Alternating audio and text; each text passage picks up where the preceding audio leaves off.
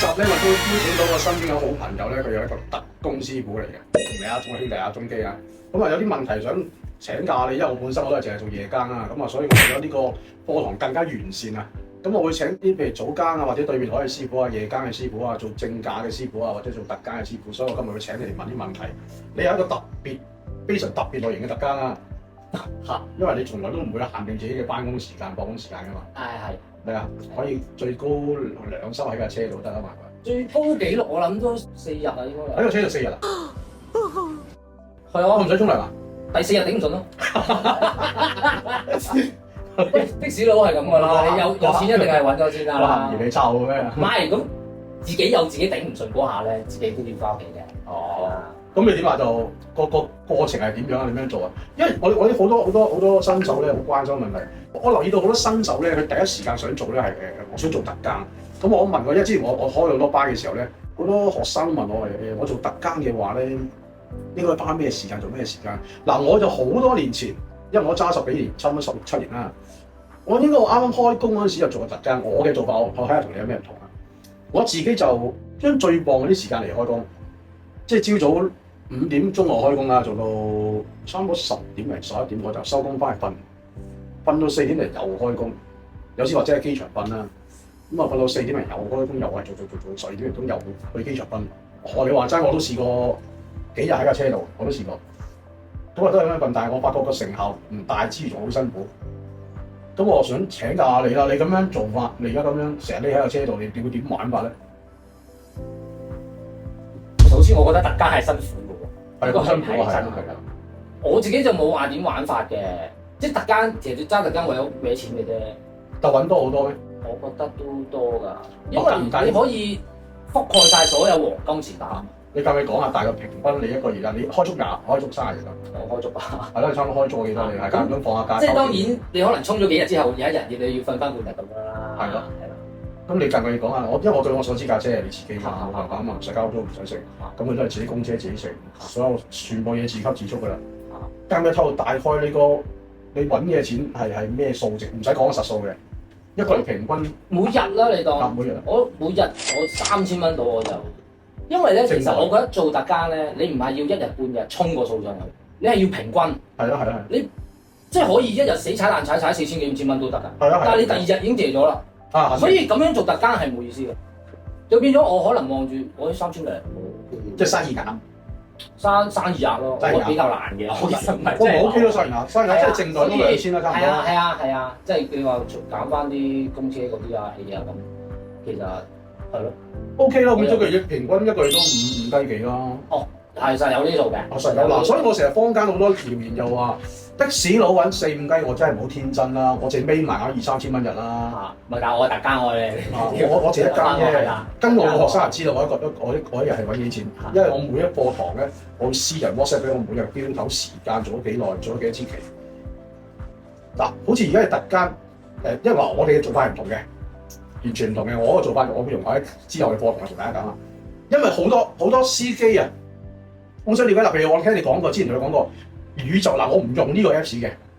宇宙出嚟包入邊個真係高德同埋，佢即係高德地圖打車咁，佢咪就係即係宇宙出嚟都係宇宙。咁而家高德嗰個 Apps call 車都係宇宙出嚟。係啊，咪就係嗰啲嚟㗎咯。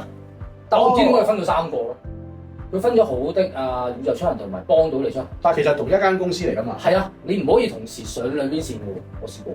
咁搞笑。係啊，係啊，即係你上咗幫到你出行咁樣，好的嗰度你上，即係上線冇 order 睇㗎。佢吸引你地方係咩？用呢個係？哦，佢而家有啲獎勵嗰啲。點獎勵啊？獎勵即係可能每日做任務咁樣咯。譬如你可能傍晚時分咁啊做夠，即係嗰個鐘數內做夠幾多單咁，佢有即係現金獎勵。獎幾多啊？佢唔同㗎，有時啲大時大節就獎得冧啲嘅。冧成點啊？我真係有興趣聽下。哇！佢真係〜哇！如果你枕住成日幫佢做咧，好似前嗰排聖誕嗰排都成1000蚊仲有一日。係啊，但係你要即係朝早又幫佢做嘢，晚又幫佢做咁樣。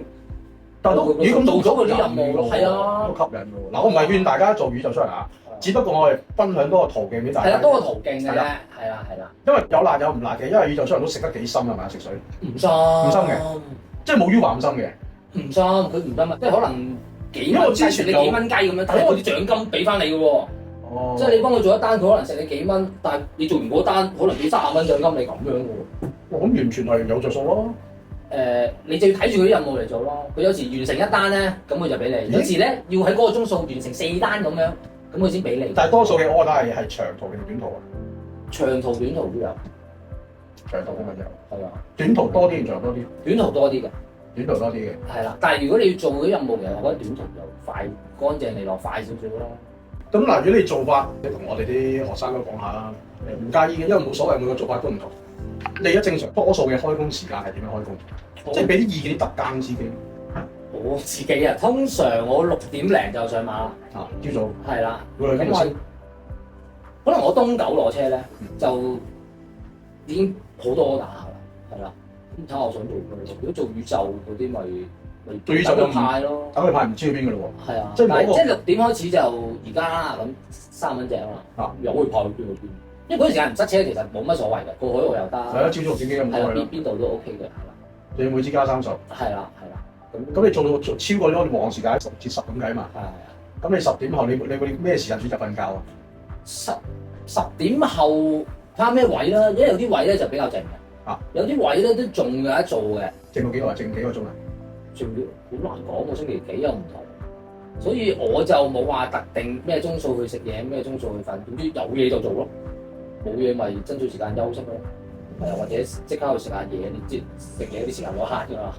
係啦，就彈性啲咯，我就嗱佢就頭先都同我傾，佢之前同我傾過偈啊，終於都話我嘅，佢嘅做法佢同我開係完全唔同做法嘅，因為阿中呢個做法咧，佢就會選擇翻旺嘅時間咧，就接有出行啊或者係 Uber 啲加成嗰啲，因為咧呢兩個 Apps 佢哋都會喺啲繁忙時段去加成嘅，繁忙時段有 set 定嘅，你譬如係6點至10點啦，朝早6點10點，夜晚就4點至8點，夜晚4點到8點，或者星期5、6嘅凌晨1、2點嗰啲尖沙咀中環嗰啲啦，係咪？都係啊，嗰啲時間 Uber 就勁。因為我 Uber 我試過有一次，我就係劈馬邊喺中環，又係喺度等佢加成。我即係見到好多 Apps 咁加錢啦，咁我咪劈馬邊加成，我頂都有份，我等咗成15分鐘，一支加成都冇，我頂呢個檔咪剪位咗嚟用咯。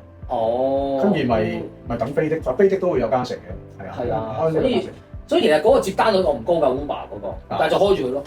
即係久唔久望一望，咦冇加又。佢有加成咪用咯，係啊。係有加就咦得我去試下得唔得？因為 Uber 食水都幾 Q 深。係啊，係咁樣用嘅就 Uber。Uber 都係適合你啲唔識揾客嘅司機嘅。佢其實好嘅，即係又有地圖，即係俾你跟住點去，你唔會蕩失路咁樣，又唔使歪曬錯曬。係啦，你又唔使煩兜，即係。衰啲講句，我坐喺度等佢派俾我啦咁。